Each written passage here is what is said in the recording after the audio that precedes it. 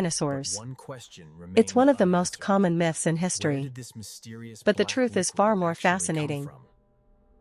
The story of oil doesn't begin with dinosaurs. It begins hundreds of millions of years before they ever walked the Earth.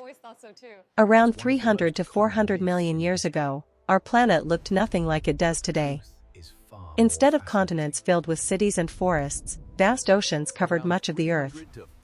These ancient seas were home to trillions of microscopic organisms, tiny marine plants, algae, plankton, and other life forms so small they were invisible to the naked eye. For millions of years, these organisms lived, reproduced, and eventually died. When they died, their remains slowly sank to the ocean floor. Year after year, century after century, million after million years, layer upon layer of mud, sand, and sediment buried these organic remains deeper beneath the Earth's surface. But simply being buried wasn't enough to create oil. The real transformation happened much deeper underground. As these layers continued to build, enormous pressure and intense heat began changing the buried organic material. The deeper it went, the hotter and more compressed it became. Over millions of years, this organic matter slowly transformed into a wax-like substance known as kerogen. Kerogen is the critical stage in oil formation. When underground temperatures reached approximately 140 to 250 degrees Fahrenheit, 60 to 120 degrees Celsius, kerogen began breaking down into crude oil. If temperatures rose even higher, much of it transformed into natural gas instead. This entire process took millions, sometimes hundreds of millions, of years. Oil is not created overnight. It is one of the slowest natural processes on Earth. But the story doesn't end there. Oil rarely remains where it is formed. Because crude oil is lighter than water, it slowly migrates upward through tiny cracks and porous rock layers. Eventually, it reaches an impermeable layer of solid rock that blocks its path. Unable to move any farther, the oil becomes trapped beneath this natural seal. Over time, enormous underground oil reservoirs are formed.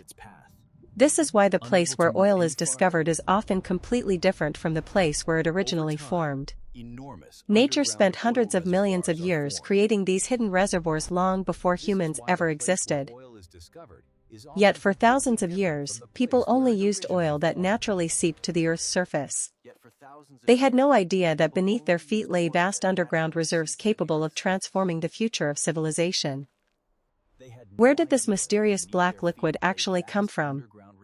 Even today, many people believe that oil is made from the remains of dinosaurs. Then came a question that would change history forever.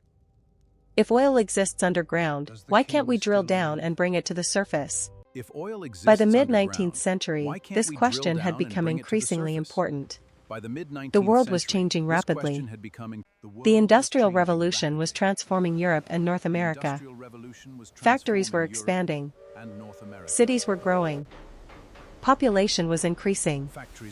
For the first time in history, millions of people depended on artificial light after sunset. At that time, most homes and streets were illuminated using whale oil.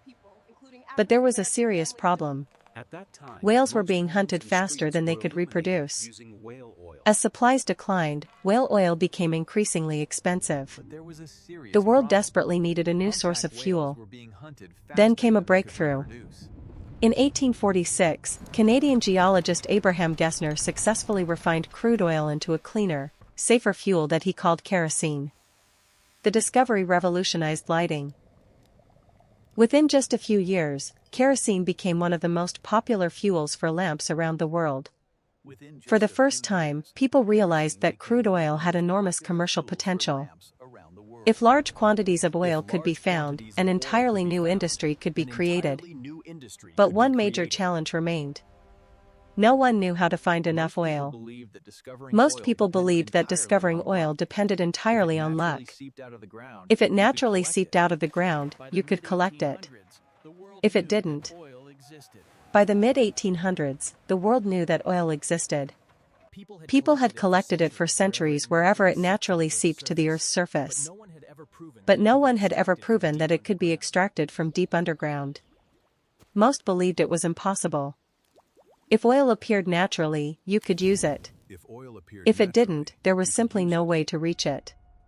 But history is often changed by ordinary people willing to attempt the impossible. One of those people was Edwin Drake.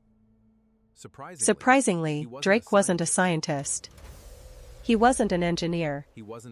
And he certainly wasn't a geologist. He was a retired railroad conductor who had been hired by a small oil company with one simple mission: find a way to drill for oil. In 1858, Drake traveled to the small town of Titusville, Pennsylvania.